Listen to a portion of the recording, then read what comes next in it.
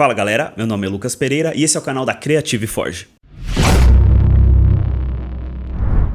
Bom, nesse vídeo eu decidi gravar algo que eu não tô muito acostumado a fazer, que é o freehand na pintura. E o freehand é basicamente quando você tem que fazer a representação ali de uma figura ou de algum desenho em cima da peça ali que a gente tá pintando, só que ela não tá representada no modelo 3D. Então não tem um relevo ali de onde exatamente você tem que pintar. Você basicamente vai desenhar literalmente a figura que você quer em cima de algo que já tá pintado. E nesse caso foi mais difícil porque o freehand que eu fiz, ele tá sobre a pele do personagem. E esse personagem é a Nezuko, do Demon Slayer. Esse é um anime que eu gosto pra caramba. Se você ainda não conhece, eu recomendo você assistir. Eu não li o mangá, né? Eu só assisti o anime. Eu gosto bastante de anime, mas eu não acompanho muito, assim, então eu nem manjo muito, assim, mas esse anime especificamente eu gostei pra caramba. A arte dele é maravilhosa, ele é muito lindo e tem vários personagens que eu gosto pra caramba. E aí, eu decidi começar por esse personagem. Eu pretendo pintar outros, mas eu até imprimi ele numa escala um pouco maior, né? Uma impressão 3D de resina, então eu aumentei um pouco a escala pra facilitar um pouco a pintura. E a peça, no geral, eu não achei tão difícil pintar, a não ser, é claro, essa parte do freehand, né? É algo que eu não tô acostumado a fazer. Então, esse vídeo não é necessariamente ali um tutorial de como você deve fazer. Tá muito mais ligado como foi a minha experiência, a minha tentativa de fazer. Eu achei muito legal, me diverti bastante, apesar de ter demorado também bastante pra fazer. Eu já tava assumindo que eu ia errar muito, e o pior é que eu já ia errar a pintura em cima de pele, que eu já acho também difícil de pintar. Então, assim, foi um desafio, mas eu gostei bastante do resultado final. E aí vocês vão ver como ficou aí no final do vídeo. Então, bora ver como foi o processo dessa pintura.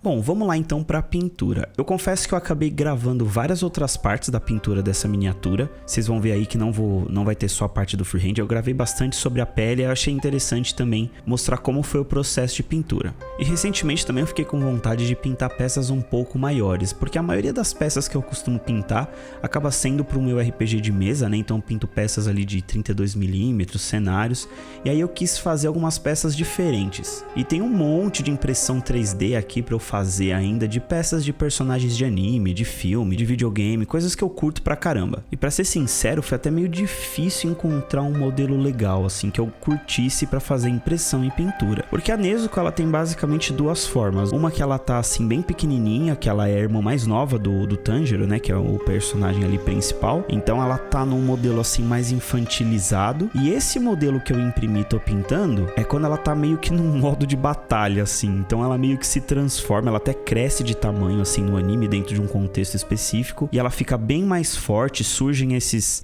desenhos que eu vou fazer o freehand, né, que são como se fossem umas folhas assim. Enfim, então essa aí é uma forma específica dela no anime. Eu ainda não terminei a história, então eu não conheço a história inteira do mangá. Eu tô acompanhando só pelo anime mesmo, que inclusive eu fui até atrás pra saber um pouco mais do mangá, né? E eu vi que ele foi lançado acho que em 2016 e terminou em 2020. Ele tem acho que 23 volumes. No geral ele é uma história bem curta. Quando eu comecei a acompanhar anime, eu percebi que é comum, né, principalmente animes que fazem muito sucesso, são originados aí de mangás que tem uma história muito longa, ou o próprio criador, por conta do sucesso, acaba dando aquela valorizada, né, como tudo que é comercial, pra render um pouco mais, pra dar aquela espremida. Prova disso a gente tem, por exemplo, nos animes, aqueles episódios que a gente chama de filler, né, que são episódios que não acrescentam praticamente nada na história principal, mas acabam deixando a história muito maior. E aí algo que eu achei muito legal, mas ao mesmo tempo um pouco triste, porque o anime é muito bom, né? É porque a história é curta, né? Então ela é uma história bem fechadinha a princípio, né? Eu ainda não cheguei no final, mas eu conheço amigos que assistiram, né? Que assistem e leram o mangá, na verdade, e me dizem que a história realmente ela é bem fechadinha assim e é muito legal. Isso eu curti pra caramba. Por exemplo, eu tô assistindo também, não faz muito tempo que eu comecei One Piece e, eu na verdade demorei muito pra começar a assistir esse anime por conta do número de episódios, né? Não sei se você já ouviu falar, mas hoje ele tem mais de 1000 episódios só na parte do anime, né? O mangá eu não sei quantos tem, só sei que é uma história bem extensa e que acho que até hoje ainda tá sendo escrita, né? E aí eu confesso que histórias assim que parece que não tem fim não me atraem muito, assim, né? Principalmente porque acabam enrolando muito na história. Não acho que é o caso de One Piece, mas tem outros animes com esse problema, né? E aí pouco tempo até descobri que o criador, né? Na verdade a criadora do anime é a Koyo Harugotogi, que até 2020 a galera sabia o nome, mas não sabia nem se era homem ou mulher. mulher, e é uma pessoa assim, parece que uma mulher bem reclusa, assim, ela não, acho que nunca ninguém viu nem foto dela online, e ela não tem histórico assim de criação de nenhuma outra história. Parece que teve umas histórias que ela criou antes, mas que inspiraram o Demon Slayer, então é uma parada assim bem específica, principalmente no fato de que a história já acabou, né? Então não tem muito como esperar de repente uma segunda versão. Eu acho que esse é um diferencial também de anime, que não necessariamente deve ter uma continuação, né? É claro que tudo que dá lucro, as empresas querem sempre continuar tentando espremer aquilo ao máximo, mas eu me lembro até de animes que eu assistia quando eu era adolescente que não tem nenhuma continuação, né? A parada meio que simplesmente acabou, fechou a história e é isso. E se você não conhece o Demon Slayer, eu vou dar aqui uma sinopse rápida assim, sem spoiler, mas a história conta a jornada de Tanjiro, né? Que é um menino que vive ali num período de modernização do Japão, ali de, acho que nos anos de 1912, mais ou menos, é um período de transição do Japão, mas claro que obviamente é uma história de fantasia, né? Mas esse Tanjiro, ele trabalha acho que como vendedor de carvão, uma parada assim, e aí um determinado dia ele volta pra casa e vê que a família dele foi morta por um demônio, né? E esses demônios, na verdade, eles existem e acabam se alimentando de carne humana, então eles não conseguem andar na luz do dia, mas durante a noite eles fazem esses tipos de ataque em vilarejos, e os humanos têm basicamente uma única defesa, que é uma associação de caçadores, né, de demônios que defendem os humanos. E aí o Tanjiro basicamente passa a história do anime se fortalecendo, tentando encontrar e se vingar desse demônio que matou toda a sua família. E aí um detalhe é que a Nezuko, que é essa personagem que eu tô pintando, é a irmã dele, que nesse massacre da família dele acaba sendo apenas transformada num demônio, ela não morre, né? E ela é bem nova, ela até tenta atacar o Tanjiro também, ela não reconhece ele, só que tipo, ela é uma criança, né, galera? Aí ele fica meio assim com dó, com pena de matar a irmã, e ele meio que aprisiona ela e fica andando com ela dentro de uma caixa nas costas assim durante a história. E aí ele começa a entender que ela, tipo, ele começa a tentar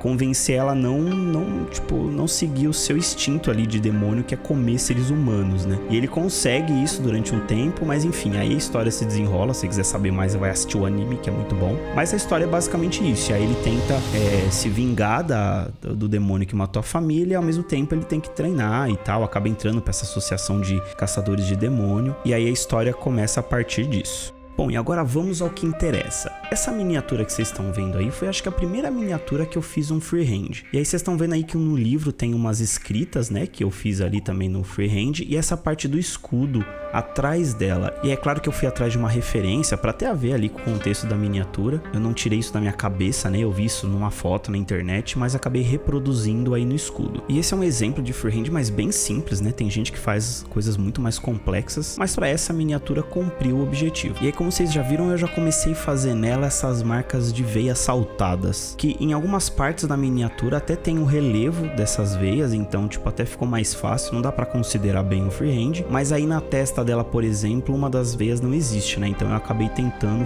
desenhar ela ali mesmo, essas veias, para simular mesmo esse momento onde ela fica nervosa e tal, né? Coisa bem característica de anime, mas nesse caso do modelo, isso é bem expressivo, assim, é bem presente no personagem no anime. E aí eu vou dizer que essa é a parte mais difícil do freehand, justamente porque aquilo que você tá tentando acrescentar ali na pintura não existe representado em volume na peça que você tá pintando. Então basicamente você vai pegar uma parte lisa e tentar simular volume com luz e sombra, que é o essencial para vender o efeito de que existe alguma coisa ali. A não ser, é claro, que você esteja desenhando, por exemplo, a gravura de uma bandeira. Aí a pessoa que tá vendo a peça sabe que ali não existe nenhum volume diferente, que, por exemplo, uma iluminação faria diferença. Então aí você vai seguir, por exemplo, o padrão de luz e sombra do tecido, necessariamente, e não do que tá representado, desenhado ali no tecido. Nesse caso da Nezuko, existem lugares que eu desenhei uma veia saltada, e a veia saltada teria um volume na pele dela, então se faz necessário fazer uma representação ali de sombra e luz, para quem estiver vendo tentar entender que ali é uma veia saltada, por exemplo. Outro detalhe que vocês estão vendo aí na pintura é que eu acabei adicionando sombra em alguns lugares específicos em volta do nariz e dos olhos, para representar ali uma expressão de raiva. Então eu acabei valorizando sombras e alguns traços, que eu até acabei exagerando um pouquinho, depois eu vou explicar isso melhor, mas eu acabo valorizando traços na feição dela para passar essa impressão de que ela está nervosa e de que ela está no momento de fúria. E apesar de eu não ter citado, eu vou deixar aqui no link da descrição desse vídeo quais foram as tintas que eu usei para pele. E uma coisa que propositalmente eu não quis dizer é quais as tintas que eu usei ali durante o vídeo, justamente porque eu queria que você entendesse a técnica aplicada. E aproveitando aí já fica uma dica: se você quiser evoluir no hobby de pintura de miniatura, desapega um pouco da qualidade do material que você vai usar, da marca da tinta ou de repente de cores específicas. Eu percebi uma evolução quando eu comecei a aplicar técnicas diferentes das quais eu já usava. É claro que se tratando de tinta, algumas têm uma composição diferente e vai exigir que você mude um pouquinho a técnica, como por exemplo a diluição de tinta, que dependendo da marca não é igual, mas a técnica e os conceitos aplicados vão ser sempre os mesmos. E aí eu decidi filmar minha wet palette na parte das tintas que eu usei para pele. Então eu comecei nesses tons de roxo, por uma parte mais rosada, e depois eu comecei a usar misturas prontas para pele.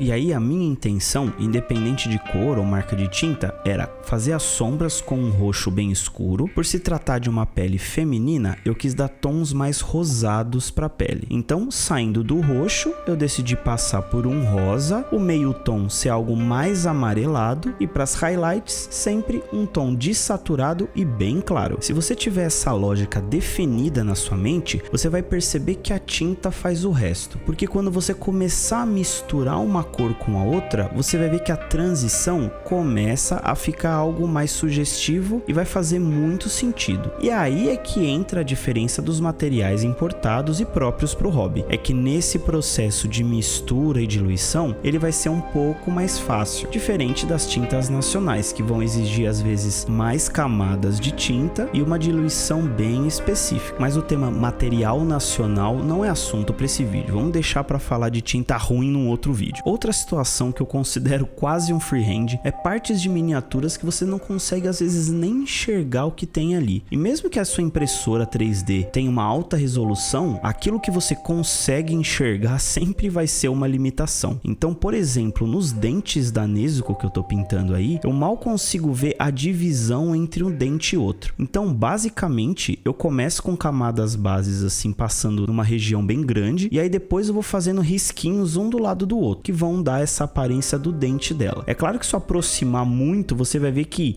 a pintura não está exatamente aonde está o modelo do dente, mas o importante é que vende a ideia de que existe ali uma separação entre os dentes e que aquilo é um dente.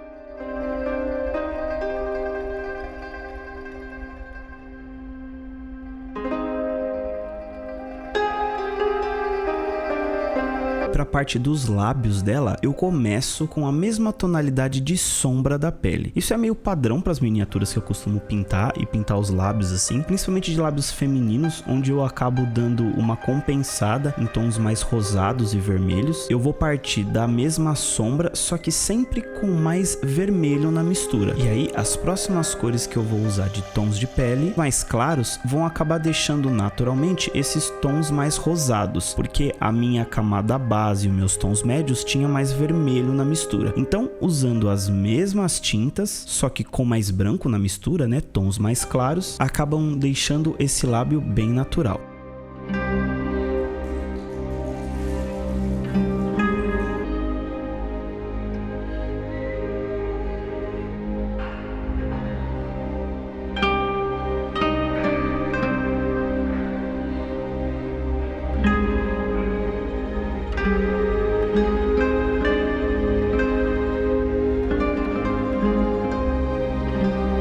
E uma parte muito legal dessa pintura foi pintar os olhos. Primeiro que em escalas maiores a gente consegue enxergar o que a gente está pintando, porque fazer olho em miniatura de 32 milímetros é um parto. E aí, como eu peguei uma referência que mostra muito bem os olhos dela, assim, ela tem um olho bem rosado, só que o centro ali da pupila é como se fosse um olho de um gato, assim, ele é meio riscadinho. Então eu segui um padrão meio que eu já tô acostumado para pintar o olho claro, que é começar com uma base escura, fazer o centro da cor do olho, né? Se for verde, azul, vermelho, nesse caso é rosa. E aí depois só fiz um risquinho no meio e apliquei uma iluminação.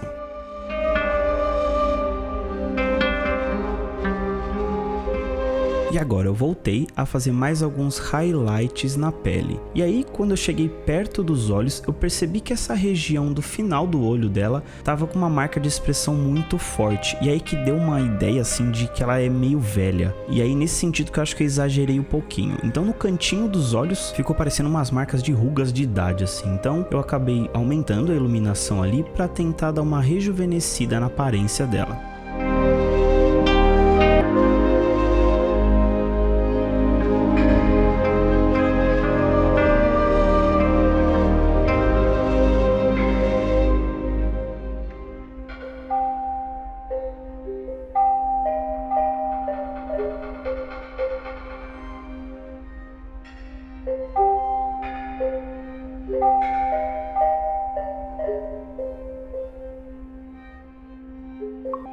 E aí só pra detalhar um pouco, eu decidi filmar também essa parte onde eu fiz essa veia que ela tem na perna, que ficou melhor pra filmar, porque em outras partes estava muito pequeno assim. E aí, nesse caso, a miniatura realmente tem um relevo ali dessa veia saltada na perna, então serviu como guia ali, ficou mais fácil. Embora eu achei que fazer a sombra pra vender ideia assim de uma veia foi um pouco mais complicado assim, então eu tive que aplicar umas camadas de sombra ali, suavizar depois, e ficou bem evidente essa parte ali, eu achei que ficou bem legal.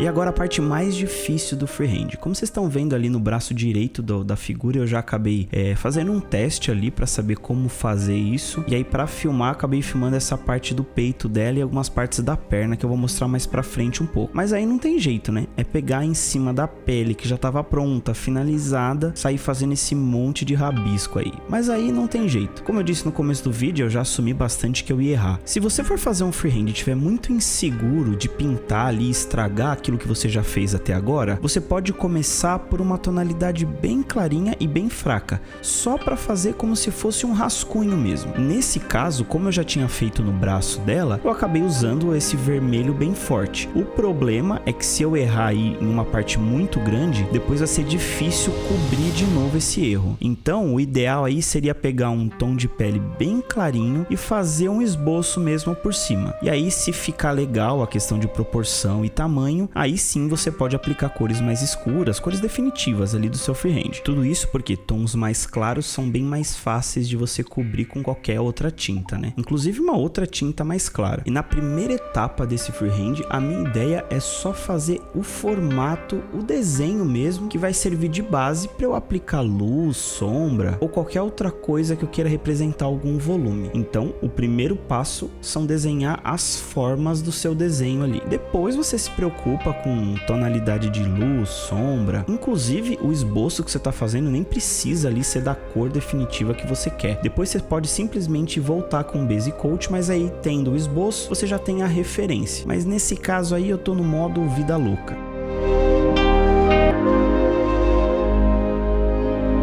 E é claro, né, que eu acabei errando. Essa parte, por exemplo, aí eu vou acabar diminuindo, que eu achei que ficou muito grande uma das folhas. As próximas que eu fiz eu achei que ficou mais delicado. Eu falei, putz, vou ter que resolver depois, né, vou ter que voltar. Mas como são traços bem fininhos, ficou fácil resolver isso depois. E agora contextualizando um pouco a personagem, esse tipo de tatuagem aí, essas marcas que aparecem nela, estão relacionadas a um contexto que acontece ali dentro dos demônios, dentro do anime, né, da série, onde eles têm um despertar, que eles acabam ficando ali mais fortes, né?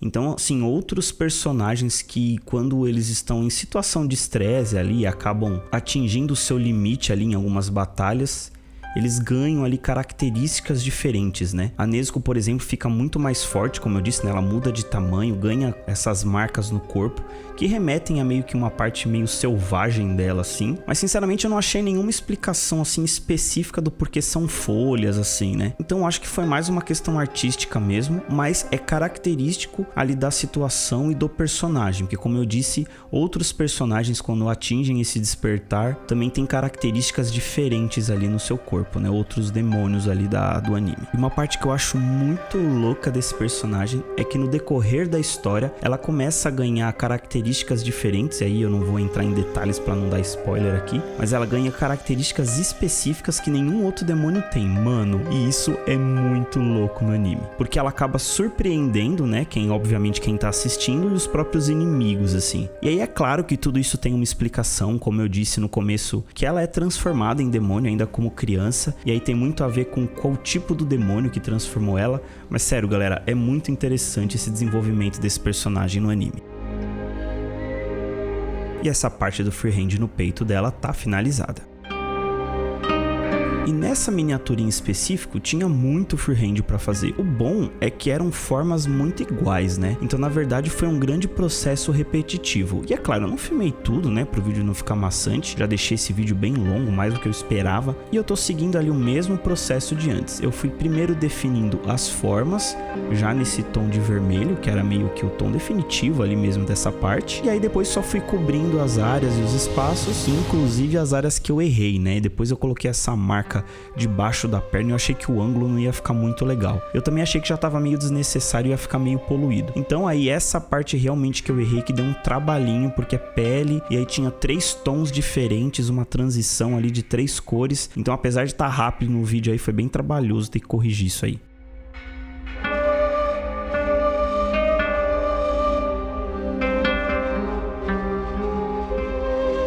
E agora eu já tô finalizando essas áreas do freehand. Eu já tenho todas as formas desenhadas e definidas. Então eu só fui com alguns tons de pele ali, só tirando às vezes alguma ponta ou volume que eu achei que não ficou legal. E na ponta das folhas eu fui colocando esse verde. E depois, diminuindo a área da pintura, fui fazendo tonalidades mais claras.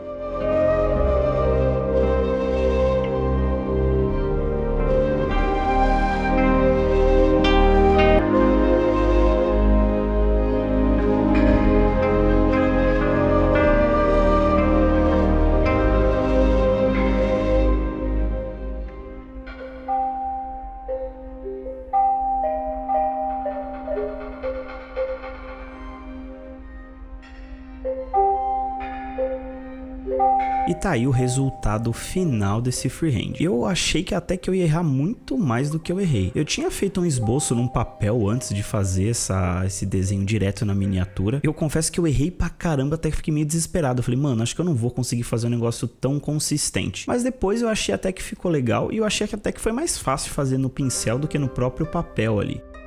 E pra mim um dos pontos negativos desse modelo, mas eu só tive essa percepção depois que eu terminei, é da base. A base eu achei uma base bem fraquinha, assim, meio estranha até. Ela tá caindo em cima de um telhado, mas esse telhado ele tá em cima de uma pedra, isso não faz muito sentido. E outro problema também é a posição que originalmente ela fica. Eu acho que quem costuma fazer esses modelos 3D assim é uma galera que não pensa muito aonde vai ficar exposta a miniatura. Então se ela ficar num campo de visão muito baixo, você literalmente não enxerga o rosto, você não enxerga detalhe nenhum assim relevante da miniatura. Então eu acabei deixando ela um pouco mais deitada assim, porque dependendo de onde eu vou colocar ela ali, né, como exposição aqui em casa mesmo, ela vai ficar de uma forma que você consiga ver mais o rosto dela. Mas originalmente ela ficaria assim mais inclinada para frente, o que ia dificultar muito, né, você enxergar o rosto, por exemplo, da miniatura. Mas por enquanto eu dei esse modelo como finalizado. Eu tô pretendendo mudar essa base, mas eu ainda não tive nenhuma ideia melhor. Então para agilizar eu acabei deixando assim mesmo e vamos ver se no futuro eu crio uma base de respeito para essa Nezuko.